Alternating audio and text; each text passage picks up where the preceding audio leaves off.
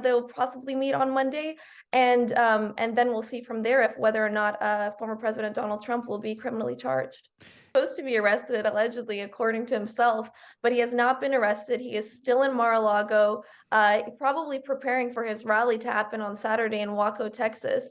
That's because we are still waiting to hear from this grand jury meeting in Manhattan on whether or not he is going to be criminally charged.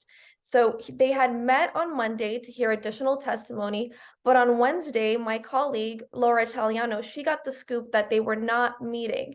And so this is putting a potential delay into the proceedings. We're not completely sure why. It could be related to something completely that has nothing to do with the investigation at all. It could be related to the investigation. We just don't know. And so this grand jury has typically been meeting on Mondays, Wednesdays, and Thursdays. And according to my colleagues reporting, they are unlikely to meet today, Thursday. So we might see this delay into next week, where they'll possibly meet on Monday, and then we'll see from there if whether or not former President Donald Trump will be criminally charged. Given that this all predates him even becoming president, why is it still dragging on now? Right. So it's an investigation where they've been building up evidence for years now. I mean, as we know, Michael Cohen, Trump's former lawyer, who had been his lawyer during his 2016 campaign when this all unfolded, he had pleaded guilty in 2018 in connection to this hush money payment made to the adult film actress Stormy Daniels. And at the time, he had alleged, and he has continued to allege since then, that President Trump had authorized this payment. President Trump had reimbursed him for this payment. And so President Trump should be held responsible for this payment, according to him. On the other hand, President Trump has completely refuted this. He said that, there was nothing wrong with this payment.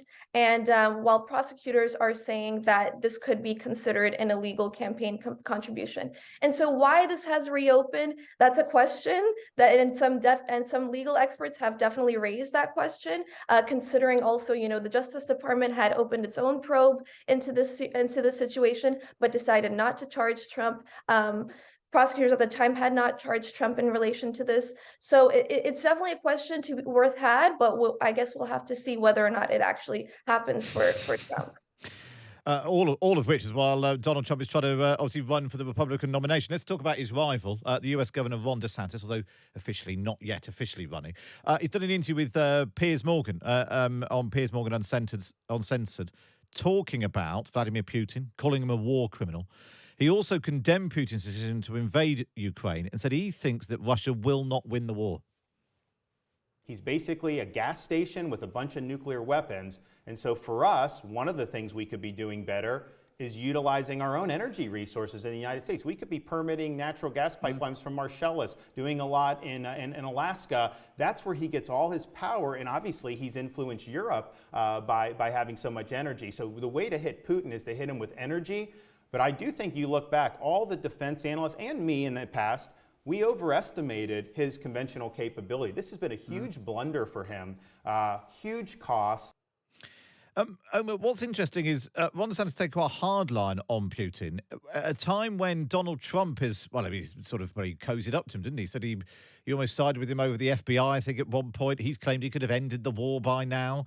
Is being tough on Russia a popular thing to be doing in the Republican Party right now?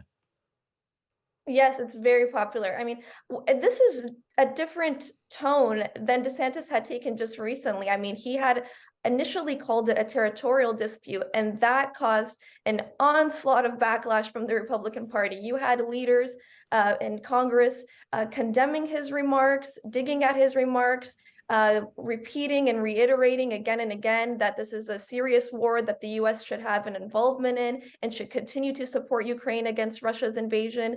And so it seems as though DeSantis has taken in that criticism and adjusted his position on the war in Ukraine. And so it's also a sign that he's further trying to, signal a contrast between him and former President Trump, who could likely be his rival in this 2024 Republican nomination contest.